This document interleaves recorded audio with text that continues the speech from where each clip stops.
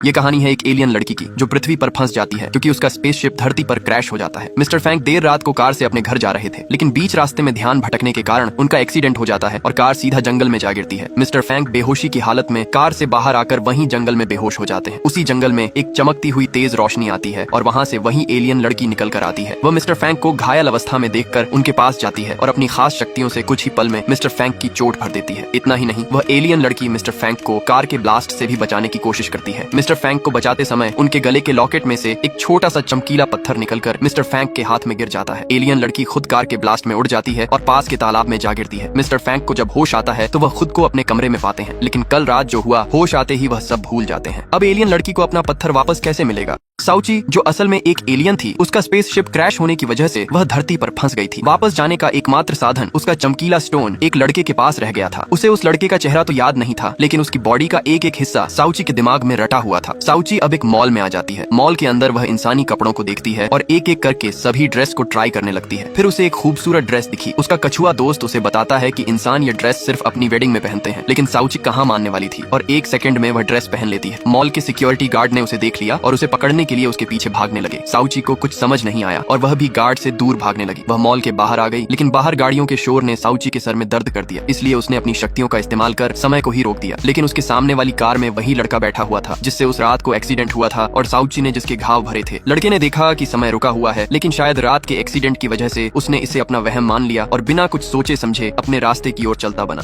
साउची, जो कि एक एलियन थी, धरती पर आकर एक डिलीवरी गर्ल की नौकरी पकड़ लेती है। उसकी बॉस साउची को उसकी पहली डिलीवरी के लिए भेजती है। साउची हंसती खेलती कूदती फांदती अपनी पहली डिलीवरी के लिए जा रही थी, लेकिन उसके साथ एक समस्या थी। उसे गाड़ियों से बहुत डर लगता था, जिसकी वजह से वह रोड क्रॉस नहीं कर पा रही थी। रेड लाइट पर मिस्टर फैंक अपनी गाड़ी में बैठे साउची को ही देख रहे थे। साउची अपनी शक्तियों का इस्तेमाल कर एक उंगली घुमाकर गायब हो जाती है। कार में बैठे मिस्टर फैंक देखते ही रह जाते हैं कि लड़की गायब कहाँ हो गई। मिस्टर फैंक अपने ड्राइवर से पूछते हैं, वहाँ जो लड़की खड़ी थी तुमने देखी थी क्या? ड्राइवर चारों तरफ नजरें घुमाता है और मना कर देता है। मिस्टर फैंक इसे भी अपने वहम का हिस्सा मान लेते हैं और आगे बढ़ जाते हैं। वहीं पर साउची एक झटके में डिलीवरी वाली जगह पर पहुंच जाती है। इत्तेफाक से जहां वह डिलीवरी देने गई थी वह मिस्टर फैंक का ही घर था। मिस्टर फैंक ने अपने छोटे भाई को बंद कर रखा था। उनका छोटा भाई साउची को अंदर लेकर आता है और उसके कपड़े पहनकर वहां से फरार हो जाता है। वह साउची को अपने कपड़े पहनाकर कमरे में छोड़ देता है। तभी मिस्टर फैंक उसके कमरे में आते हैं। आगे क्या होगा ये जानने के लिए कमेंट सेक्शन भर दो।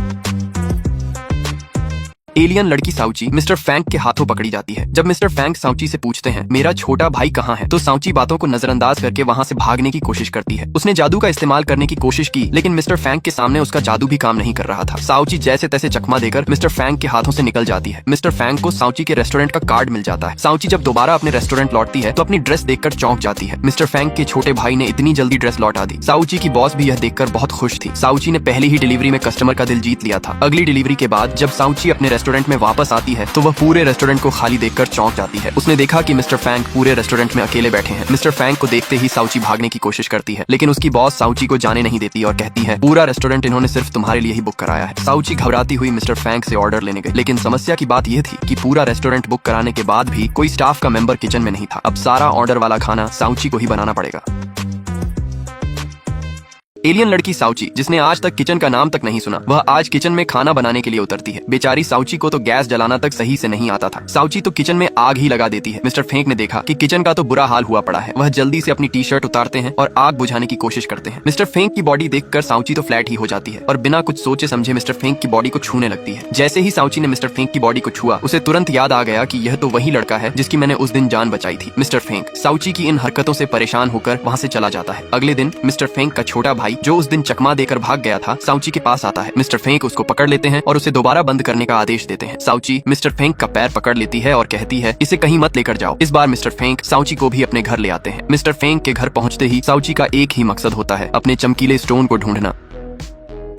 एलियन लड़की साउची चुपचाप मिस्टर फैंक के कमरे में घुसकर अपना रिमोट ढूंढने की कोशिश कर रही थी। उसने रिमोट ढूंढने के लिए अपने जादू का सहारा लिया, लेकिन तभी मिस्टर फैंक की आंखें खुल जाती हैं। मिस्टर फैंक साउची को पकड़कर एक झटके में बेड पर पटक देते हैं और पूछते हैं मेरे कमरे में तुम क्या करने आई हो? साउची दोबारा मिस्टर फैंक के हाथों से निकलने की कोशिश कर रही थी और लगातार अपने जादू का इस्तेमाल कर रही थी, लेकिन मिस्टर फैंक के सामने उसका जादू पूरी तरह से नाकाम था। मिस्टर फैंक सिक्योरिटी को बुलाते हैं और साउची को बाहर ले जाने का ऑर्डर देते हैं, लेकिन साउची सिक्योरिटी को चकमा देकर अपने जादू से गायब हो जाती है। अगले दिन साउची को मिस्टर फैंक के ऑफिस में ही एक ऑर्डर देना था। मिस्टर फैंक लिफ्ट के सामने खड़े थे। उन्होंने देखा कि अचानक आसपास के लोग हिलना डुलना बंद कर देते हैं। ऐसा लग रहा था जैसे किसी ने समय को रोक दिया हो। मिस्टर फैंक दोबारा इसे अपने वहम का हिस्सा मान रहे थे, लेकिन तभी उन्होंने सिर्फ साउची को चलते हुए देखा। एक वही मात्र लड़की थी जो चल फिर रही थी। मिस्टर फैंक को अब शक होने लगा था कि इस लड़की में कुछ तो गड़बड़ है।